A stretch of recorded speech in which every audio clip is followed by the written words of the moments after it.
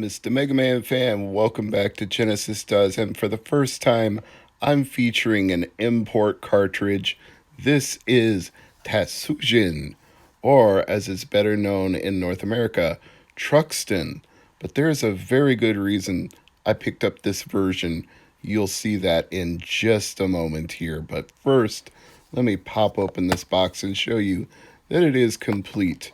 The cartridge is in exceptionally nice condition. I like how the Mega Drive cartridges are a little more rounded than the North American counterpart, especially there at the top. I think that's a pretty cool look. And the manual, albeit a little bit wrinkled, is in there intact. All the pages are, of course, in Japanese, so Ryan, you can't chide me for not reading the instructions this time because, quite frankly, I can't. Although it's a shoot 'em up, and it's not that hard to play whether you can read it or not, which is, in fact, the reason that I picked this up complete in box. And as soon as I put this manual down, I will flip the box back over and show you why. Because while I was in Oklahoma for a video game convention, I found this at a game exchange for 15 bucks. And do you know what this game goes for? US release of Truxton goes for $44 loose and $106 complete. So $15 is a bargain at any price, and better yet, it automatically converts it to the North American region when I pop it in my Analog Mega SG. See, even though it's Tatsujin on the box and Tatsujin on the inside, it switches it to Truxton because it detects that I'm playing it in North America. However, I can change the region settings to force it to act like I'm using a Japanese Mega Drive, and I'll do that the first time that I die. But before that, let me tell you a little more about the history of this shoot 'em up, because it's one of the better ones on the Genesis, which is also one of the reasons that it fetches such expensive prices. Ahem.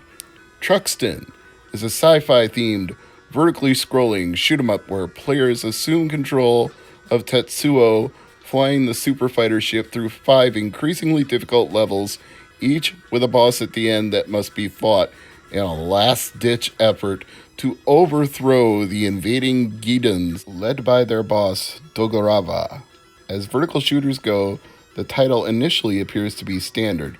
Players control their craft over a constantly scrolling background. The scenery never stops moving. The main ship has 2 weapons, a gun that travels the distance of the screen's height, and 3 bombs capable of obliterating any enemy caught within its blast radius. Similar to Twin Cobra, there are 3 types of weapons to be acquired: a red, wide-reaching shot, a blue homing laser, and a green, straight beam. The ship's firepower is upgraded by picking up the P icons, and can switch between any of the 3 weapons by collecting the color of each one. Other items can be picked up along the way, such as 1-ups and speed increasers. The game employs a checkpoint system where a downed player will start at the beginning of the checkpoint they reached before dying. There are also hidden secrets to reveal by meeting certain requirements during gameplay. Getting hit by enemy fire results in losing a life, as I just did there, as well as a penalty of decreasing the ship's firepower to its original state. In addition to all medals collected, and once all lives are lost, the game is over unless the player inserts more credits. As with previous shoot 'em ups from Toaplan, the game loops back to the first stage after completing the last stage, with the second loop increasing in difficulty. So yes, Truxton started out as an arcade game in Japan, and then gradually got ported to a variety of consoles, but not to Super Nintendo, or this wouldn't be Genesis Does, now would it? It was first released in arcades in Japan in October of 1988 by Taito, and then released the same year in Europe and North America, published by Taito, Midway, and Romstar respectively. The Japanese version's name Tatsujin is based on the word for master. It became Toaplan's first game to have their logo on the title screen and their name credited, because Toaplan had been a ghost developer for other publishers up to this point. December of 1989 was when Truxton was ported to the Sega Genesis by Toaplan and first released in Japan and North America by Sega, who would later distribute the title across Europe November 1990. The Genesis port stays faithful to the original arcade release, but has a number of key differences, such as a smaller color palette that led to sprites being recolored in different ways, along with other presentation and gameplay changes from the original version. And as you can see right now, I'm going into my Analog Mega SG settings to force it to detect it as a Japanese cartridge instead of defaulting to North America or using US where possible. I want you to see the alternate title, but as it so happens, that's really just about the only change between the two versions of the game is the title screen itself. You see the Sega logo? Now you see it says Tatsujin, so it's now defaulting to the Japanese title instead of the North American title of Truxton. And that's it. I mean, seriously, that is it. If you've ever wanted to own a physical copy of this game and that price, that insane price, just threw you off, you were like, $44 loose, $100 complete? Fuck that. Well, maybe go for a Mega Drive version of it like I did here, because when I saw that at a game exchange, my heart literally skipped a beat. I looked at the price, $15. I knew Tatsujin and Truxton were the same game, and I was like, OMG. I didn't understand why it was not higher priced, and I wasn't going to argue with them. I'm like, $15? Cha-ching! Sold, bought it, brought it home.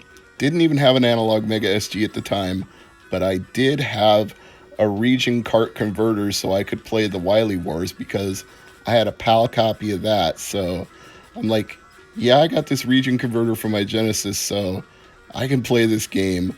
I got no problems with that. I just saved a shit ton of money without even switching to Geico. So that made my day. That was probably the best find from that convention weekend. And it wasn't even at the convention. It was just from a game exchange. So, wow. And just to give you some idea of what it's going for now, let's take a quick look at eBay while you watch my gameplay. So, what can you get Tatsujin for these days? Tatsujin Mega Drive. The search auto completes. It looks like we've got one seller with a complete copy for $55, another for 100, another for 60, another for 76, another for 54, another for 50. So yeah, it's going for about triple what I paid for it when I bought it at the low end and even more at the high end. So I'd still call that decent compared to the North American release. I mean, okay, sure, it's going to be a little expensive, $35 for a loose card or $50 for a complete copy, but it beats the hell out of $40 for a loose copy or $100 for a complete copy. So you may not get quite the bargain that I did when I picked this one up at a game exchange, but you can still get it for a lot cheaper than the North American version. And like I said, got to go back to this point again, there is no difference other than the name. And I just can't, with that in mind, I just can't imagine why you would pay that much more for the North American version. Is not worth it. If you got an analog, if you got any kind of device that is not region locked, you can play this. If you got a cart converter, you can play this.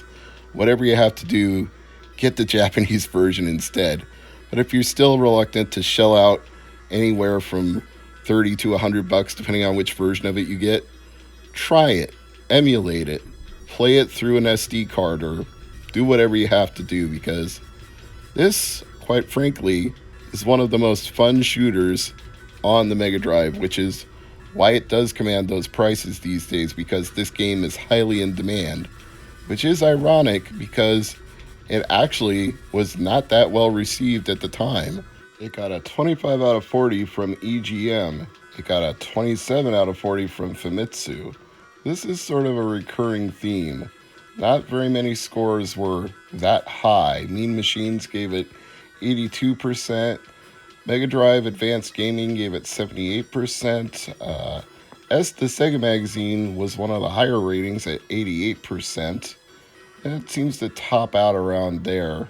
CVG did give it 94%, so that's probably the highest score, but the aggregate score from Game Rankings was like 55%, so not as high as you'd think, but that's because it's become a cult classic in later years. Masahiro Yuge said the game sold well in Japan, but proved to be less successful in Western regions. I think that's pretty accurate. Mean Machines summarized it as, quote, a fine example of a pure, no-frills arcade blast. Well, it's definitely got the arcade part down since it is an arcade conversion, but no frills? I don't know if I would go that far. I mean, maybe it's not super original compared to other shoot 'em ups, but for the shoot 'em up genre, it's pretty damn good. I really enjoy the hell out of playing this game, as you can see by my determination to get this far in the gameplay. As always, thanks for watching.